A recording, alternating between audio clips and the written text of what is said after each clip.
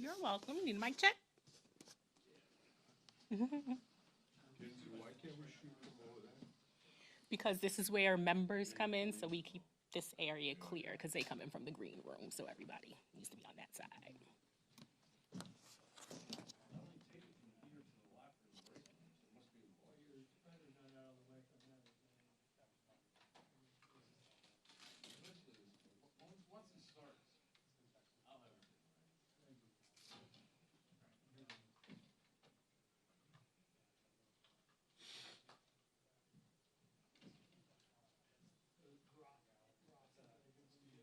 Just you,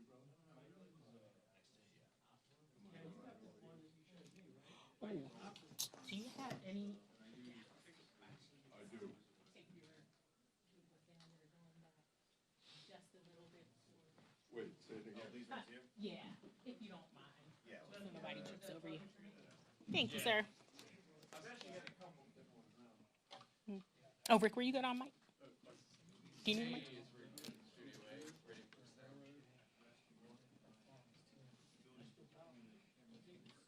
Mic check. 1, 2, 3, 4, 5, 6, 7, 8, 9, 10. Today is Monday, November 11th or 10th. You're welcome.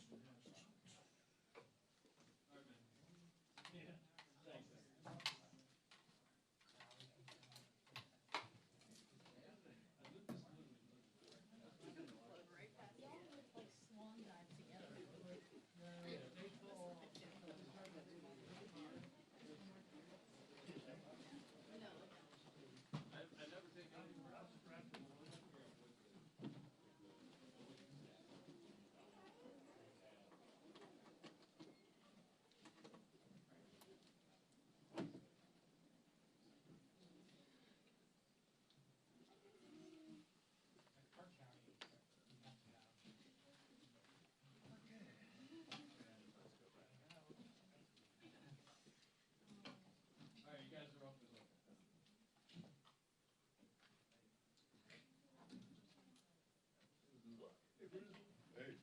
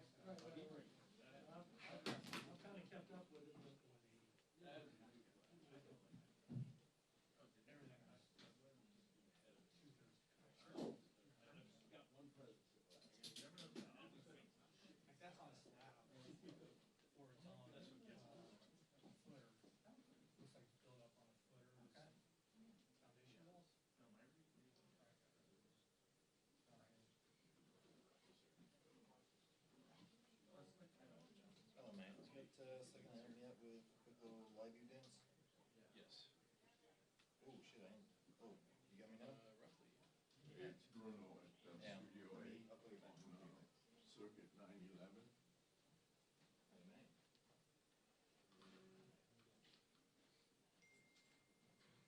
No, she's a first. Let me give you a quick audio check. This is gonna be, what's her name? Yeah. I don't know. Hello, 1, 2, 3. 1, 2, 3, 4, 5. Cool. I'm all set up for it. Yeah. Is he okay doing, IP for the screen? No, Great. Don? Very good. Thanks, man. Oh my God.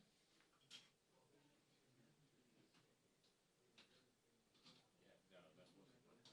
How about now? You got me? Right. Okay, I'm gonna do a quick little live view dance here. So once we're done with this press, I'm gonna run Manu's live shots off this cuts cam in Studio A. It's a hidden decoder 106. All right, so then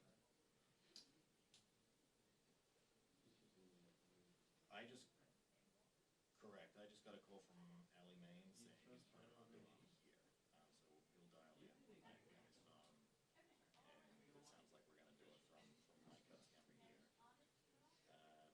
Then once that's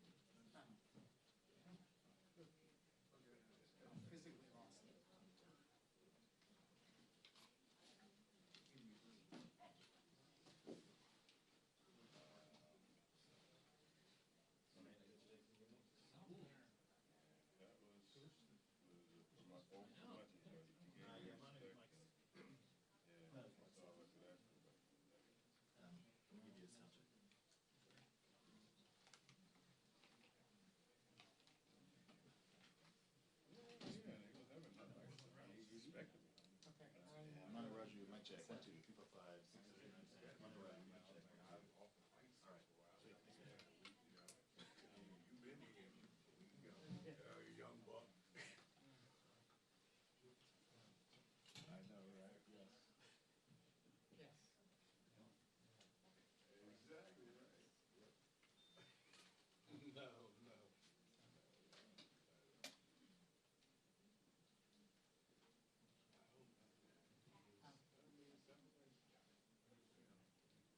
Tell me. Oh, speaking of, did you run for Brian?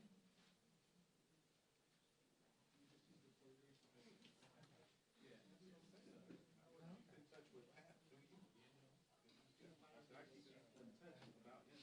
do you? How about the, until I go back and see about 2 years later.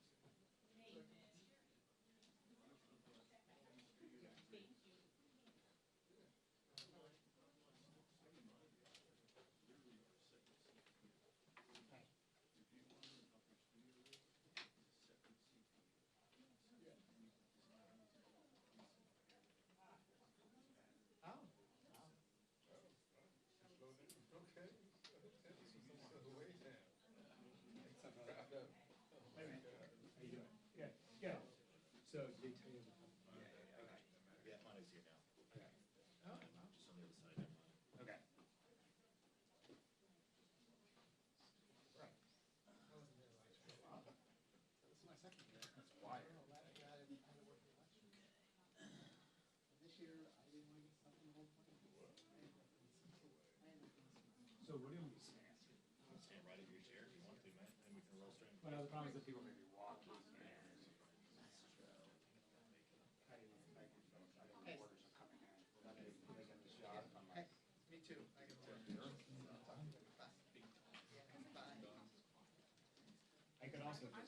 I could also just stand right up here, and then when he comes, I'll be like, all right, you see that, right? And I'll just walk down. I'll do that way. What's your I'm gonna pick up this entire first row. Brooks, you need us to move? No, I like you there. Yeah, you wanna get set? You know, bro. That's it. One of those. Is it? Long, yeah. TX transfer.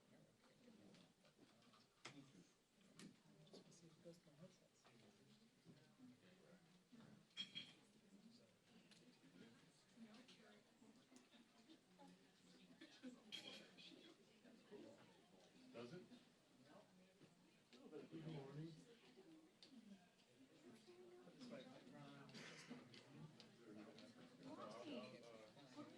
They don't, Dave, can you check the bill?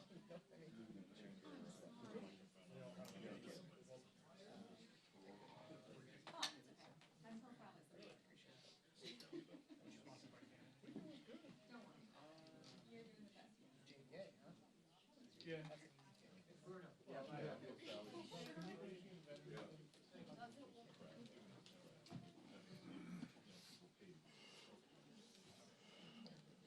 Oh.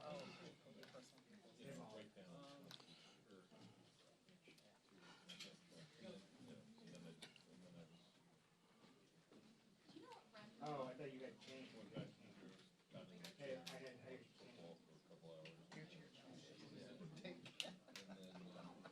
Guys, green room. No, Tim Kidd. Controller? Yeah, just flagging, sounds like, Speed Johnson. 253, excuse me. 253.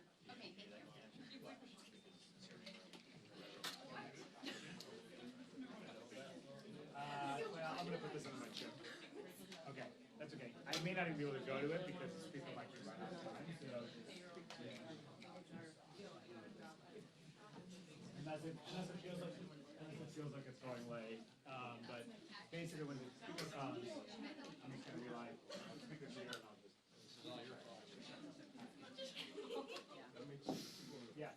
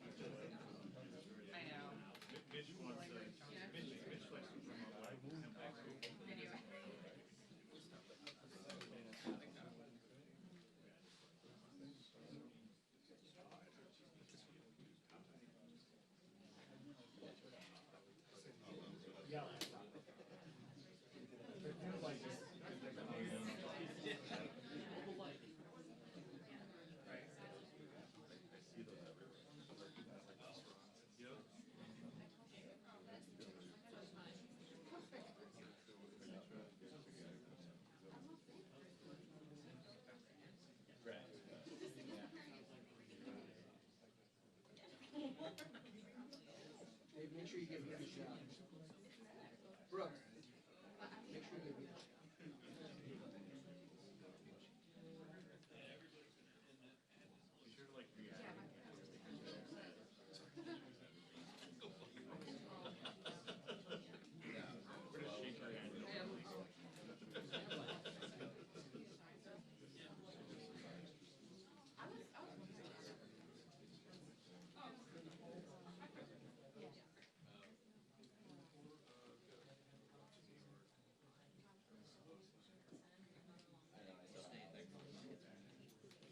Okay, that's one of the questions we'll ask the speaker.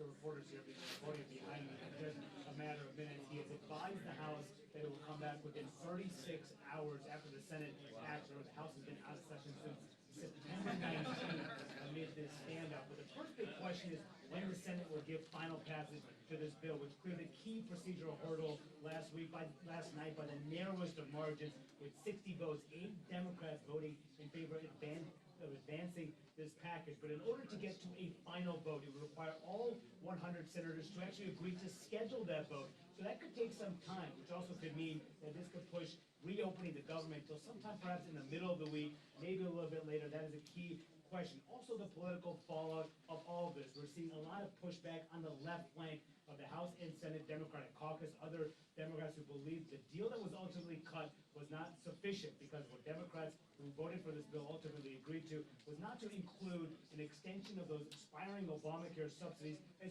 part of this funding package. Instead, they agreed to a standalone vote, a separate vote on this issue. They got a commitment from the Republican leader in the Senate to have a vote on that by the second week of December. I caught up with Senator Tim Kaine, one of those 8 Democrats who voted for this plan, and I asked him whether or not he believes the shutdown fight was worth it.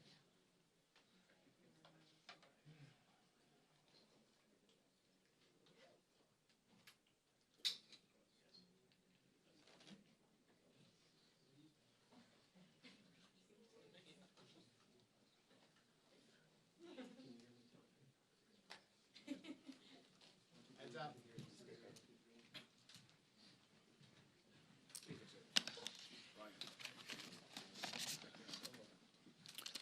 Good morning, everybody. I'm very thankful to see you all this morning. I'm thankful to welcome you to what appears to be the beginning of the end of the longest government shutdown in U.S. history, as shameful as that is. I don't think it's coincidental, you know how I think, but it's after 40 days of wandering in the wilderness and making the American people suffer needlessly, some Senate Democrats finally have stepped forward to end the pain. It appears to us this morning that our long national nightmare is finally coming to an end, and we're grateful for that. At least some Democrats now finally appear ready to do what Republicans and President Trump and millions of hardworking American people have been asking them to do for weeks. But as we said from the beginning, the people's government cannot be held hostage to further anyone's political agenda. That was never right. And shutting down the government never produces anything. It never has, if you study history. And so here we are. I want to remind everybody this morning of another critical point that you've heard me here repeat over and over the last several weeks. It's something that I and Leader John Thune and President Trump and every Republican leader have all said repeatedly from the beginning. We have always been open to finding solutions to reduce the oppressive costs of health care under the Unaffordable Care Act. We just made clear that we would not and should not ever do that, that is, negotiate as hostages. And I've also reminded you here every morning that this president, Republicans have not just been talking about reducing costs and fraud and abuse in so many areas and in healthcare. We've been actually passing new laws to accomplish that urgent mission for the people, and we will continue to do so. So here's where we are by way of schedule, just so you know, you're following. And if you're not at home, if you're waking up to this good news this morning, the Senate's vote late last night of 60-40 opens the door now. The Senate is moving forward on an amended House CR, a continuing resolution, that will reopen the government until January 30th. Added to that are provisions to fully fund SNAP provisions through the end of the next fiscal year, which is September 2026. Guaranteed back pay for all federal workers who have been made to endure these hardships over the last several weeks. And it also includes passage of 3 appropriations bills, which we're grateful to be moving through the process. That is the Military Construction Veterans Affairs Bill, it's the Agriculture Bill, and the Legislative Branch Bill. The Senate will be back in session this morning to finish their job, and we're certainly praying that they do. They'll need unanimous consent from all senators to fast-track their final vote. As you know, there are some procedural hurdles that one or more could throw in the way, but we certainly hope that they won't do that because so many people across this country are desperate for the government to reopen.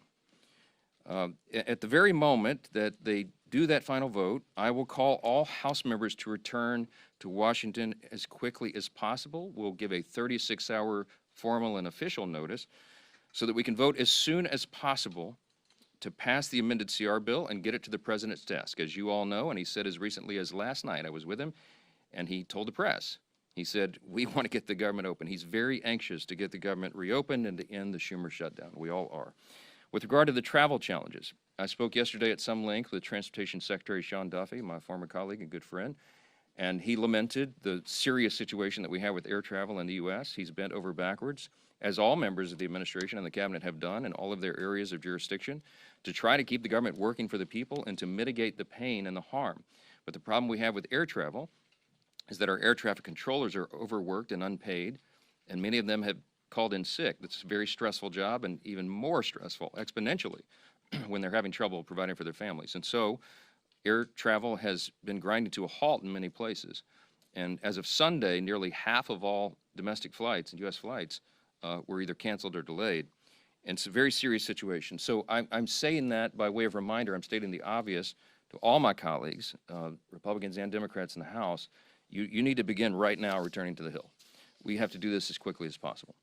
Now, we look forward to the government reopening this week so Congress can get back to our regular legislative session. We have a lot of business to do, as you all know, and we will be working in earnest. There'll be long days and long nights here for the foreseeable future to make up for all this lost time that was imposed upon us.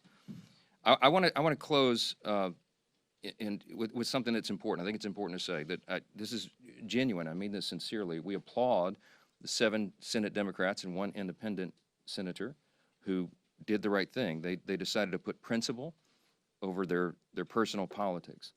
And my urgent plea of all my colleagues in the House, and that means every Democrat in the House, is to think carefully, pray, and finally do the right thing and help us to bring an end to the pain of the American people. This has gone on too long. Too many people have suffered, and it's long overdue. That's the update I wanted to give you this morning. There are probably lots of questions, but I'm going to get a lot of my own questions answered later today, so stay tuned for more. Thanks so much.